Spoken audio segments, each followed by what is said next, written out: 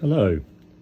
Yeah, I'm just going to do a small video about putting together a voice key kit. This is designed by Delta Hotel 8 Bravo Oscar Alpha and kit form put together by Sotabeams. So I thought I'd do a little video on assembling it. So a voice key kit, as you can see from the microphone, this is a microphone the type you see on a Yaesu radio. Is to allow you to record a short message to put out CQ without having to continue to keep calling out CQ. So that's the idea. So it's a kit form, as you can see here. Here are all the parts, a bunch of capacitors here, a little filter, a little NPN transistor, the actual buttons, and RJ45 is it, or RJ11 connector to connect the microphone lead. And on this little chip here, that's a little memory chip for recording your voice on. There's also some audio bits in here which I've yet to open up, but some of the service mount stuff's already mounted on the board to save the construction of the service mount devices. Oh, and here's a little filter as well that goes into the circuit. So that's the idea, various bits of wire and stuff, a new microphone to patch in there, and what I'll do now is I'll open up the circuit board so you can see what that looks like. This is just an empty microphone casing. I bought another microphone casing rather than use the existing one, so I've still got the original mic, and then I've got this one to test out. So yeah, that's it all there. You'll notice on an anti-static mat there are some static sensitive devices, so you know, best to take static precautions, as I have done there. Right, I'll unwrap the circuit board and start putting things in place.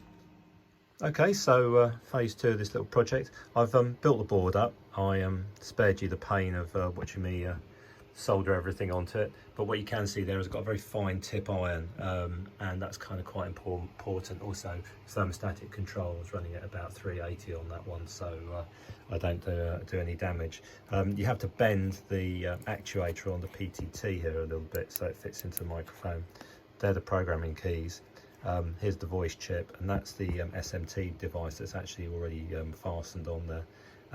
Here's a little patch panel, and the idea is that you can patch it for different microphones. So initially I'll be patching it for the Yaesu mic for my little FT100, and then when I get the little Chinese G106 transceiver I've ordered, I'll be changing the patching on there so I can run it with that. And that's the back side of the board. There's some, you know, a few more little bits of decoupling capacitors and a couple of signal diodes and stuff on the back of it, all on surface mount. And this is the bits of wire for patching it, and there's the new microphone.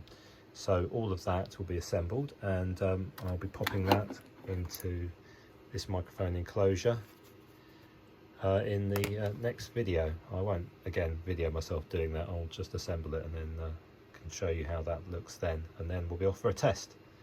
That's it so far. So here we are with the microphone opened up. The new board here, all built up. This is the original board that comes in the microphone. You see the microphone's much bigger in here. Obviously takes up a lot more space that the circuitry now takes up. That's the back of it. So we replace it with this little electric microphone there. One of the tricky bits is you've actually got to tack a capacitor on the back of it. So a little 1 nanofarad a chip capacitor. So I've glued that in place using super glue. In fact, specifically this stuff, mitre fast. And what I found quite useful, this is an activator, so it sets it off very, very quickly. So having got it in place, so the super glue doesn't migrate into the microphone, I've used that. There's the back of the case. So I'm going to put all the link pins in here now for a Yaesu mic, and then reassemble it all back in the case, obviously attaching the microphone once the board's in place. And hopefully the next stage will be to do some sort of test. And that is for the bin. Well, actually I'll keep it, you never know, do you? But I did order another microphone at the same time. I don't want to risk my only microphone putting this in. So the microphone is nearly ready to be assembled now. What I've had to do is a little patch panel here, which you can configure for different microphones, and the documentation tells you the 2 different microphones. Unfortunately I've got a third microphone, which is one for an FT100, so I've had to work out the pin out equivalents for it.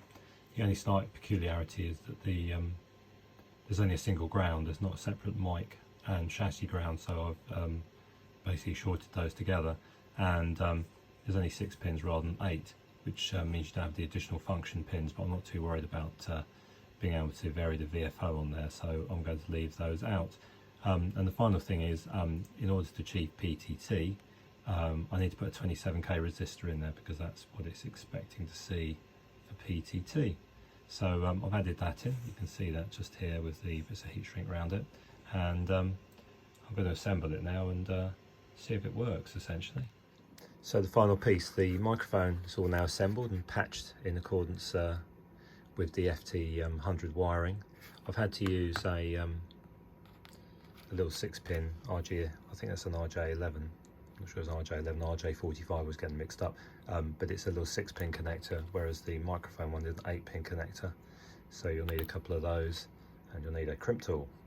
And I've used this cable here, which has cord in it, so it you know, retains its shape. I couldn't get a curly one, but yeah, that'll be fine.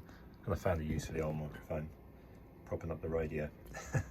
So there's the FT100, and what I've done, I set my little THD74 up just as a test bed, so you can hear the audio quality, and I can demonstrate how the microphone works. Obviously, you know, you've got straight PTT as before. You can see it going to transmit.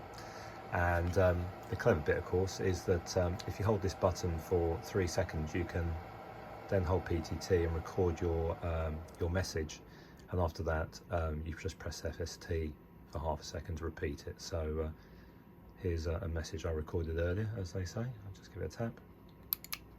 CQ, Golf 0 November Alpha Delta Portable. Golf 0 November Alpha Delta Portable. Calling CQ and standing by. So, in a nutshell, that's the voice Kia kit by Delta Hotel 8 Bravo Quebec Alpha, supplied by Soda Beams, with whom I have no commercial arrangement. I just thought it'd be interesting to film putting it all together, and the audio quality is really good actually. I'm not sure if that comes across in the video, but yeah, very pleased with it actually. So I would recommend that somebody who doesn't want to continually keep calling out CQ. There you go.